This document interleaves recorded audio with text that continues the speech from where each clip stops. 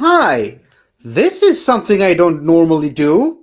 I don't even think I've ever done something quite like this, but I mean, something big happened the last couple of days, and I felt like I couldn't not do this. I could not talk about it. Avengers Doomsday, the full cast list has been revealed. Well, I guess I probably shouldn't say full cast list. There's probably several more that haven't been confirmed yet that we're still waiting on. But either way, I'm referring to the big live stream event that happened yesterday from the point of view of me recording this video, and I've only seen it today. But yeah, what do I think about it? Well, first of all, I think it's great that Avengers Doomsday is finally in production, in proper production, filming, that they've got a cast list, and that they are feeling confident enough in letting us see the cast list, letting us know what the cast list is. But I honestly think the way they presented it could have been done better. Honestly, I think the 5.5 hour live stream was that really the way you wanted people to know about this cast list? Now, I will say this. It started tremendously boring at the beginning, but as it went along, as more and more names got announced through that live stream, it got more and more exciting, and naturally, it got more and more people. Hence, the viewership of the live viewers kept going up and up and up and up the longer this thing went on. And I think from Marvel's point of view, they did what they accomplished what they set out to do. They got people excited about it again. And I mean, at one point, I believe over 130,000 people were watching live. It could be higher. I'm not sure, but I mean, right now it's got like 6 million views on the YouTube replay. Sorry, 6 million views was the short version. This one's roughly getting close to 5 million. Either way, it did its job. It got the views. It got people talking about it. Got people excited about it. And the Marvel cast list pretty much dominated the conversation for all of 5.5 hours. Now, I understand it makes business sense that you want to basically hijack people's lives so they only talk about this one thing for like a good chunk of the day. But I think as much as it was a smart idea, I think it really made a lot of people mad. Having to sit around wait for, and I believe some people clocked it at 12 minutes between each reveal. And, I think it kind of dragged. I think they could easily have made it a lot shorter.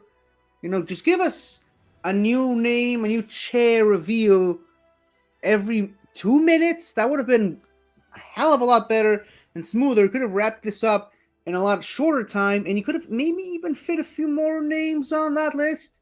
Like, I'm not super involved in the business of things, but I have heard from sources that they probably have somewhere between 45 to 50 names.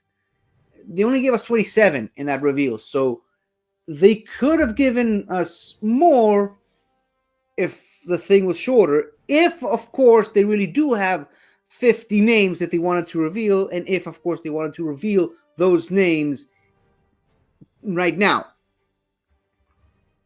Now, as much as I think it was a mistake to do it the way they did, I still understand that it made a lot of business sense. And I just want to talk about the purpose of me doing this video in the first place, talking about all these names.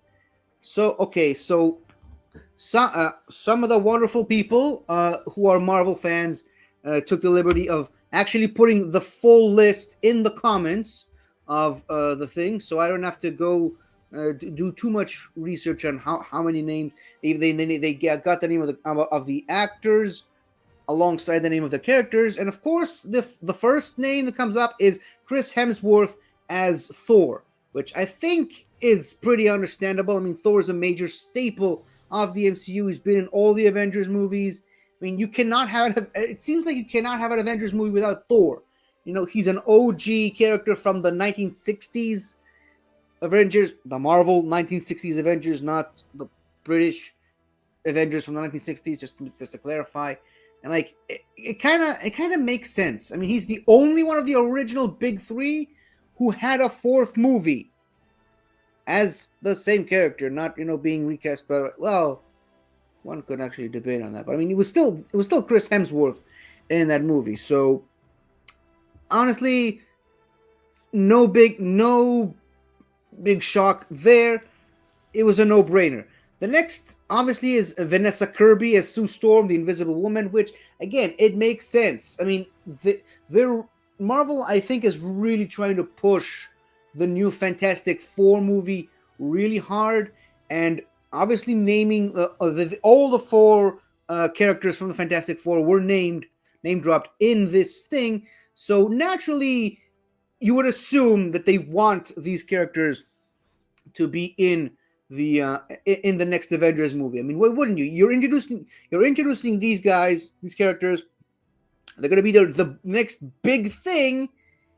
So naturally, they're going to be in the next Avengers movie. I mean, in a way, they're kind of like the Captain Marvel, kind of in a way, or Black Panther. It's a new character. It's a new world, a new corner of the MCU. You want to explore further. You introduce them, then throw them into a big Avengers movie. Now, next up, we have Anthony Mackie as Captain America. I don't think anyone wasn't expecting Captain America not to show up in the Avengers movie. I mean, the Avengers were name dropped a bunch of times in Brave New World, so naturally, Captain America would be in the next Avengers movie. Will he be the leader, though? Because he has struggled with maintaining being Captain America in Brave New World and also in Falcon and Winter Soldier. So obviously I want Anthony Mackie to be Captain America still. Obviously my preferred choice is Chris Evans, but I believe Chris Evans himself said he's not coming back for this one. We'll see. But I mean, obviously Anthony Mackie as Captain America will be in the next Avengers movie alongside Sebastian Stan as Bucky Barnes / the Winter Soldier. Naturally, I mean, it makes sense putting these guys together one after the other. Now, here's where I get a little bit critical, is that they practically name dropped all the Thunderbolts in this reveal. And the movie hasn't come out yet, so I saw a lot of people speculating that maybe Bucky was going to die in Thunderbolts.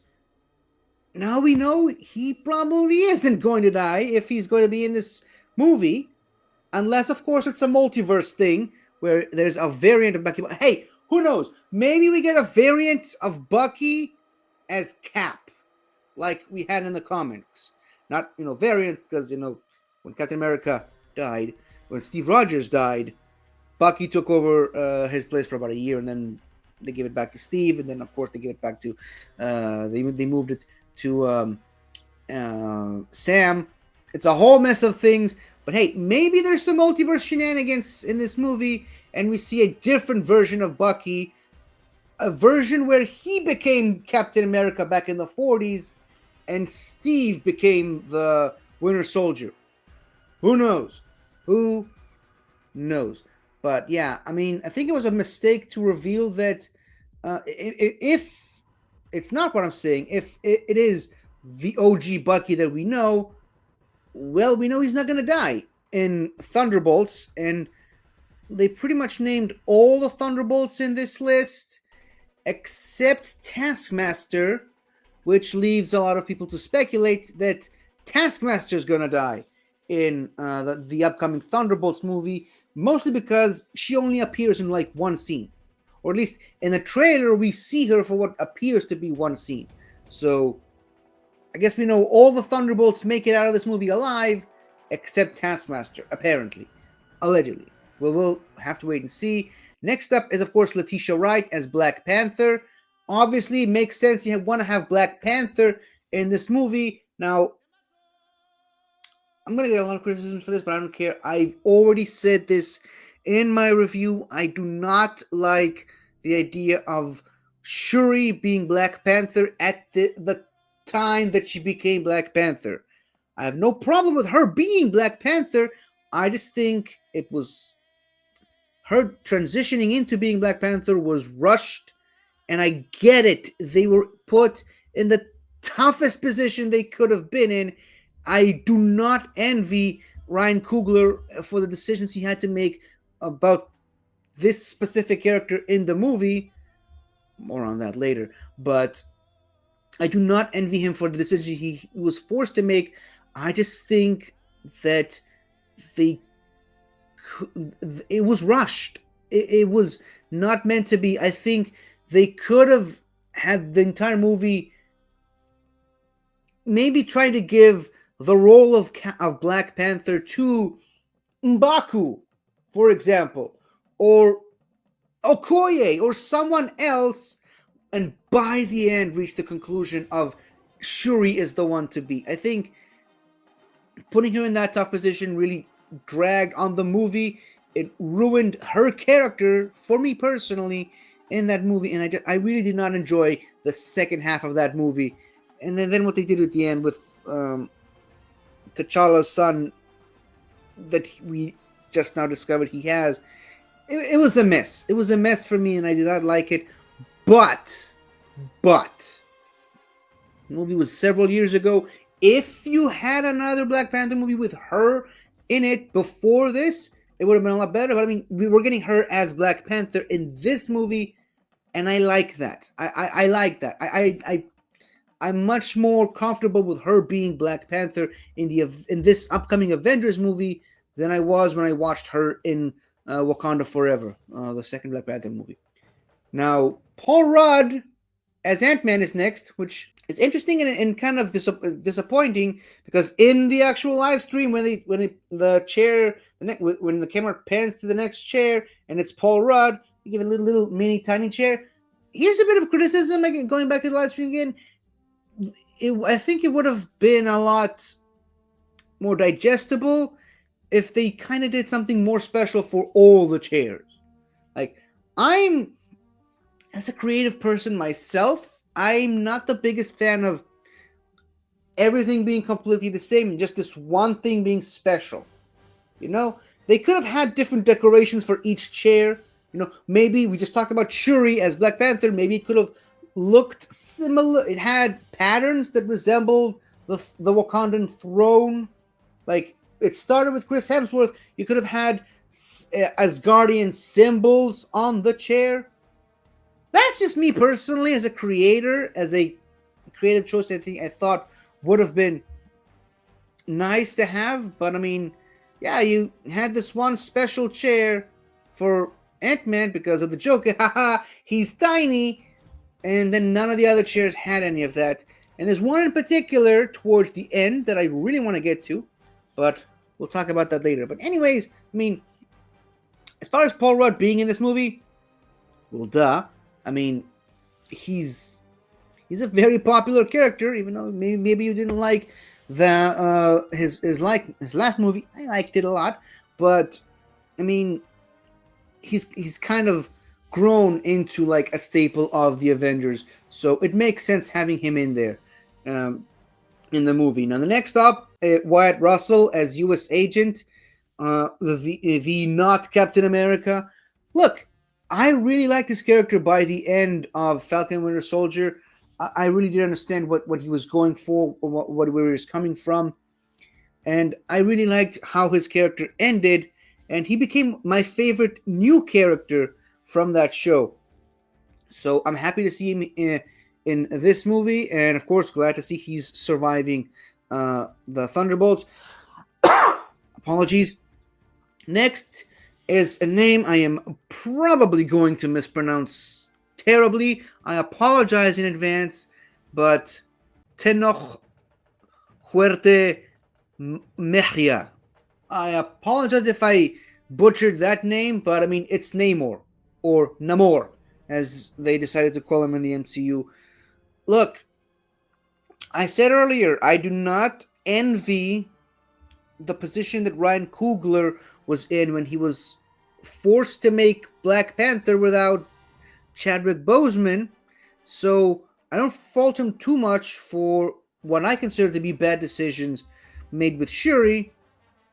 I completely fault him for everything that he made with Namor because that character just did not work for me at all. I did not like the direction they took with this character. I did not like the entire direction of Talocan, whatever it's called, or Kuklaklakan, other Aztec words that I'm having a hard time pronouncing. I did not like that at all. I borderline hating it. So when I say I was disappointed by Black Panther 2, I had a lot of problems with that issue, with a lot of issues with that movie. People automatically jump to say, well, you know, we was put in a bad position. The actor passed away. It's like, yeah, I get it. But why was the other stuff that had nothing to do with the actor passing away? Why was all of that trash? In my opinion, of course. So I understand what Ryan Coogler had to do with regards to Shuri becoming Black Panther. I don't fault him too much for that. I put the blame squarely on him for everything I hated about the not Atlanteans in that movie. So yeah, as far as him being in the movie, I get it. They're trying to push this character, and you know, he's gonna be in the movie whether I like it or not. So I'm just gonna have to watch the movie and enjoy it for myself. Next, another no big surprise. Eben, I apologize again. Eben Moss Bachrach. I have no idea how to pronounce that name, but I mean, it's the thing. I mean, he's part of the Fantastic Four. Naturally, he'd be there. Simu Liu, which I'm so happy to see his chair in the thing because I loved the Shang-Chi movie. I absolutely loved it. It was one of the standouts of Phase 4 for me personally. I mean, if only it hadn't come out, I believe it came out immediately after. Okay. You can see me now, hopefully. I have no idea what just happened. My camera just... I guess someone didn't like me trash-talking Namor, so apologies. But yeah, so Simu Liu as Shang-Chi, I loved that movie. I absolutely adored it. If only it hadn't come out immediately after Spider-Man No Way Home, it would have been the best movie of Phase 4 in my opinion. Of course, you know, it doesn't kind of help that, you know, some of the other movies in Phase 4 were kind of trashy, but that's just me personally.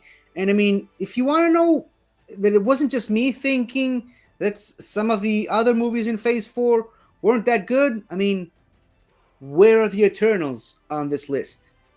That movie was garbage in my opinion. It's by far, in my opinion, the worst MCU movie ever. Now, I did like the Marvels, but none of them are in this list either. So it wasn't just me thinking that way. But thankfully, Shang-Chi is in this movie. I love it. I love... that was one of the characters I was actually worried. It's like, will we ever see him again? Will he ever appear in an MCU movie ever again? And thankfully, we're going to see him in Avengers Doomsday. Curiously, no word on Benedict Wong. Which is weird because I mean, it kind of seemed like he'd be pretty important to the Shang-Chi story at the end of the movie and in the post-credit scene. So, I mean, we don't get Benedict Cumberbatch either as Doctor Strange. So, I guess it kind of makes sense with him being in the Dark Dimension with Clea right now. But I mean, I think Wong could have been in this movie, but again, maybe this isn't the final cast list. Next up, Florence Pugh as Yelena Belova, the new Black Widow. Kind of weird to me that they're still calling her the Black Widow because she's wearing all white. Maybe they should just switch to calling her White Widow or something like that. I don't know, but I mean, again, all the Thunderbolts except Taskmaster make it out of Thunderbolts alive. Makes perfect sense. Now, this is the first big interesting thing. Kelsey Grammer as Beast is in this movie.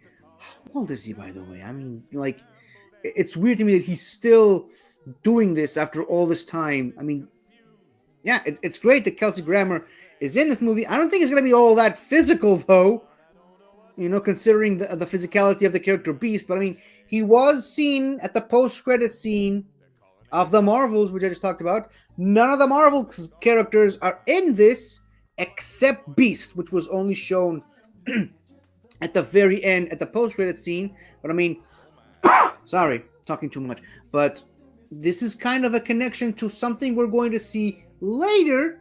But I mean, of all the X-Men characters that could have appeared in this movie, the first one is Beast, a character which we've already technically seen in the MCU. So, big surprise, but not quite as much. Next up is Louis Pullman as Sentry, character that hasn't even been introduced yet, technically, at the time of this recording, because the movie Thunderbolts hasn't come out yet. But I mean, we kind of already know right now that Robert Reynolds is going to be in the upcoming Thunderbolts movie, and of course he makes it out because I mean, he's freaking Sentry. He's Marvel's answer to Superman.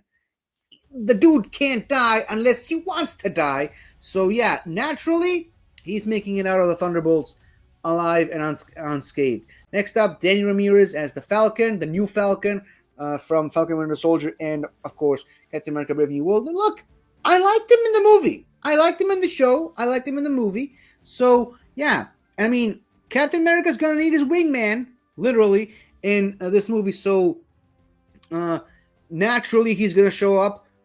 Obviously, this list kind of avoids any controversy by not having Shira Haas in this movie. But I mean, you might want to expect seeing her in a smaller role, but don't, it's still too early to tell. I mean, we've only got 27 cast members, still a huge list, but like I said, the rumors I've been hearing is closer to 50. So keep that in mind. Next up, Joseph Quinn as Johnny Storm, the Human Torch. All the Fantastic Four are in this movie. No surprise there. Now here's an interesting part. Actually, no, let's put a pin in that. Let's save it for the end. David Harbour as Red Guardian. Obviously, Thunderbolts, he makes it out. Winston Duke as M'Baku. I love that. M'Baku is one of my favorite characters from the Black Panther side of the MCU, and I really hoped that they were going to give him a bigger role in Endgame and possibly in Wakanda Forever. But I mean, it is what it is. I'm just glad he's in another Avengers movie. Because I love seeing this actor as this character in the MCU much more than I do in the comics. But that's just me.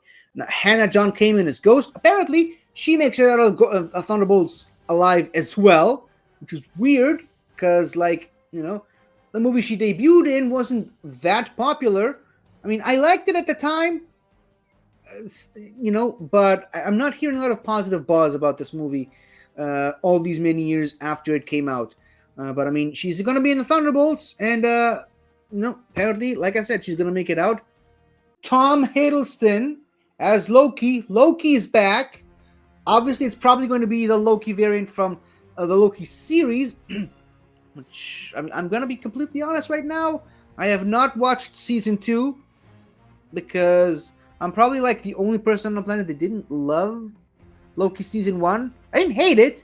It's just, it was a bit of a letdown for me, so I never went back and watched season 2. I guess I'm going to have to do that now. But I mean, Thor and Loki in the same movie after 7 years.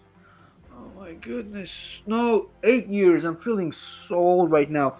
But yeah, Loki and Thor are back together. We'll just have to wait and see how that turns out to be. Now, this is where we get the big stuff. Patrick Stewart as Professor X. I love it. They're bringing back Professor X. This is kind of what I was referring to earlier with the Ant-Man tiny chair. They could have had a wheelchair for Professor X.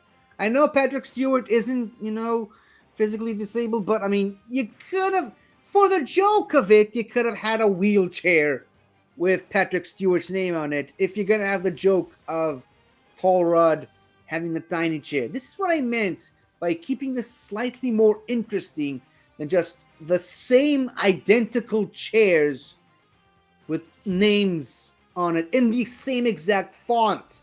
Like, this drives me nuts as a creative person myself. So yeah, I think they could have had the wheelchair. Maybe you could have even dug up the old wheelchair from the Fox X-Men movies. You didn't have to go for the fancy chair from Multiverse of Madness. So yeah, but I mean, Patrick Stewart, clearly the X-Men is the next big thing for the MCU. Uh, in all honesty, I think they really kind of rushed the multiverse saga.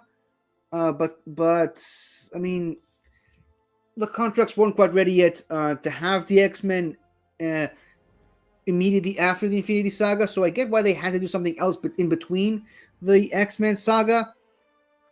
But yeah, they could have done something else. I think maybe they should have done something else with the MCU. Possibly, maybe even a Dark Reign. I mean, maybe. Then introduce the X-Men as the third big saga, and then do a multiverse style stuff to maybe end the MCU or reboot the MCU. Who knows? But yeah, that's what happened. But I mean, of course, and you know what? Let's just do all the other ones like back to back to back to back, because we got Ian McKellen as Magneto, Alan Cumming as Nightcrawler, Rebecca Romaine as Mystique, and James Marsden as Cyclops. We'll get into the rest in a minute, but I mean, I think they want to bring in the original X-Men team to give them their final send-off, a proper send-off. And I know they kind of already did that in Deadpool Wolverine, but I mean, that was the send-off to the whole Fox universe. I think Feige just wants a proper ending for these characters in the MCU proper, so they can introduce the new X-Men cast that are going to stay with us for the next big major phase of the MCU. I mean, obviously, it's great to see Ian McKellen and Patrick Stewart as Magneto and Professor X, respectively. I mean, these two characters just, they work. They work so well together. They built the modern superhero genre as we know it today. I mean, I know people give a lot of credit to Iron Man for starting the MCU and for Batman Begins for basically advancing superhero movies to where they are today. But I mean, and yes, we had Christopher Reeve Superman, we had Michael Keaton's Batman, we had Blade. But I mean, if the X-Men, the first X-Men movie from 2000 doesn't work, we do not have the MCU as it exists today. I mean, those X-Men movies had to walk so the MCU could run, sprint, fly. And so naturally you want to honor these characters and the actors that they're associated with by giving them the proper send-off that they need to. And of course, like I said, if those X-Men movies never happen, we don't have the Wolverine with the proper costume. I mean, it took us a long time, but we finally got Wolverine in the proper costume, which, by the way, interestingly enough, he's not on the cast list. So maybe they're saving him for a surprise, or maybe just, he's not in the movie, because I have heard some rumblings that maybe he's coming back for some more movies as Wolverine, which I am stoked for. But I mean, we still don't have a Wolverine for the next phase of the MCU, so that's interesting. But I mean, as far as Magneto goes, well, look, I'm going to say something very controversial here, but I mean, I think it's something that needs to be said. I said this on another show that I'm involved with, but I never said this, I think, out loud on my own channel. I know there's a lot of talks about Magneto maybe getting too old. I mean, you can't have a 90-year-old Magneto just to stay true to him being a Holocaust survivor, which is his original backstory in the comics. And I get it that a lot of people want the new Magneto to be more connected to the Rwandan genocide, which I understand. It's perfectly understandable. I've heard some people suggest that maybe the new Magneto, the MCU Magneto, could come from the same universe as the Fantastic Four, which is kind of set in the 60s, and then they bring that universe into the main universe. So that could be more true to his character, but I have this controversial opinion that I'm going to say it. I think the new Magneto should be a survivor of October 7, a survivor of the Nova Music Festival, to be specific. I know, I get it. It's a hot topic right now, especially these days, but to me, that is the only thing that should make sense. Maybe we'll get that in a few years from now, but that's just me. Good luck to whoever has to cast the next Magneto, and good luck to whoever has to play the next Magneto.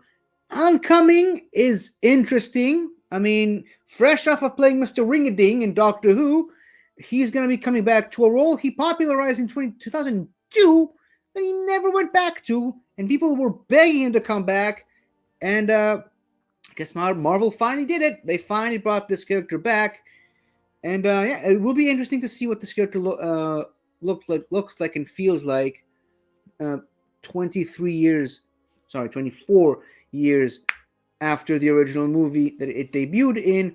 As far as Rebecca Romaine as Mystique, I'm glad that they're bringing back the OG Mystique. I mean, if you're going to bring back Patrick Stewart, Ian McKellen, and Alan Cumming as their original characters, you might as well bring back Rebecca Romaine as Mystique as opposed to Jennifer Lawrence as Mystique, because that just, wouldn't make sense. And I think it would have made the perfect send-off for this character. So yeah, no complaints there.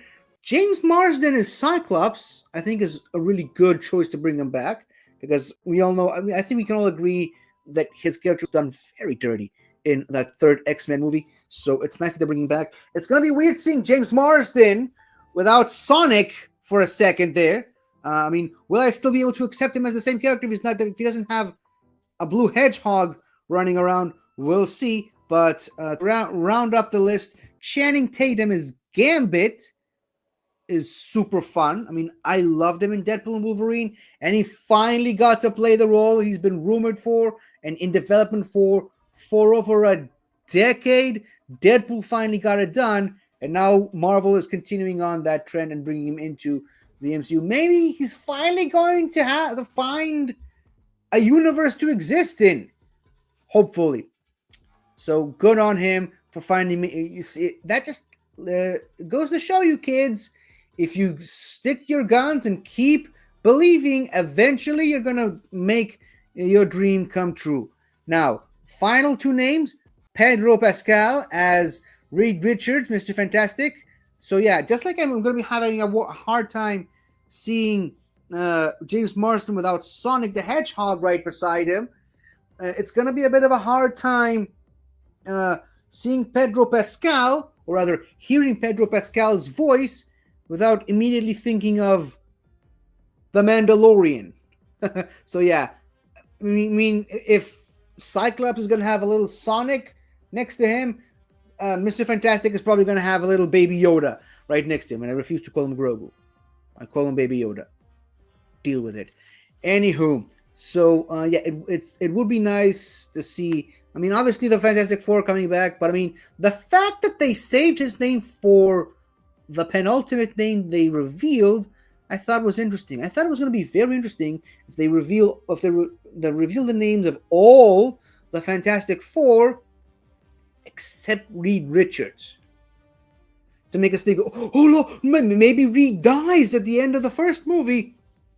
Maybe he goes off into another universe, and they were going to save his name as a surprise for the actual movie, but they didn't. But I mean, just the fact that they they revealed all the other ones way earlier, even before the X-Men characters, and they saved his name practically to the end, I think it got a lot of people hyped. So I'm glad that, I think, at least on that level, it accomplishes what they were trying to achieve. And of course, the final one, Robert Downey Jr. as not Tony Stark, Doctor Doom. Which, I mean, we all kind of expected this, and naturally, you would expect Robert Downey Jr. to be the last name dropped, and him just casually walking into the studio, and looking at the camera, because I mean that's what Robert Downey Jr. does. I liked that they did that. I liked that they saved him for last to give him that moment. But I mean, the movie's literally called Avengers Doomsday, so naturally you'd expect Doctor Doom to be the last name revealed. Honestly, they could have just had him at the beginning, but I understand why they saved him to the end. So yeah, these are my thoughts and opinions on every single one of the names that were dropped in this cast reveal video. Again, I liked it. I liked it a lot. It got me very excited, very hyped. I just think it was a stupid mistake to have a 5-hour stream and just reveal a name every 12 minutes. Like, if the rumors were true and they actually did have 50 names, it would have made sense to have a 5-hour stream and just do a name reveal every 5 minutes or something like that. But yeah, again, think it really could have been done better. But if you want, they have like a minute and a half version of it, of just panning through all the chairs, reaching Robert Downey Jr. at the end. And yeah, surprise, surprise, the Paul Rudd chair is actually normal size in that one. Who thought of that? But yeah, I don't know if this movie's going to be good. I don't know if this movie's going to be great. But I just know I'm excited for this movie, and we really need the MCU to succeed right now, because the last couple of years have been a drag. I didn't even watch some of the shows that they released. I mean, I'm loving Born Again, by the way, but I haven't watched Echo. I did not watch Werewolf by Night. I'm not even sure I finished Miss Marvel, even though I liked it. I don't even think I remember. Yeah, because I remember reaching that the movie and seeing and realizing that there was some stuff that I missed. So clearly, I need to go back and finish that. But I mean, I guess leading up to the Avengers Doomsday movie, I'm going to do a full rewatch of all the MCU movies. God help me there. But yeah, we'll see if I can get excited for this franchise again. Because I want to get excited. Because I love the MCU. The MCU was kind of my bread and butter for a lot of years.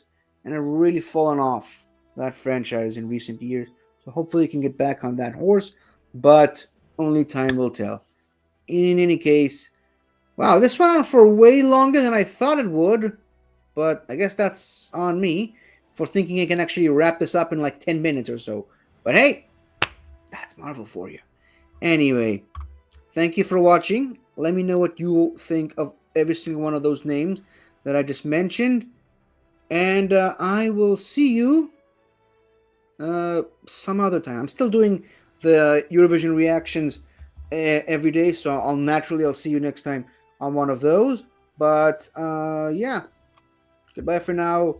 And Avengers Assemble. Goodbye. Hi there. Thank you for watching the video. And if you enjoyed it, don't forget to like, comment, subscribe, and tell your friends. I'll see you next time.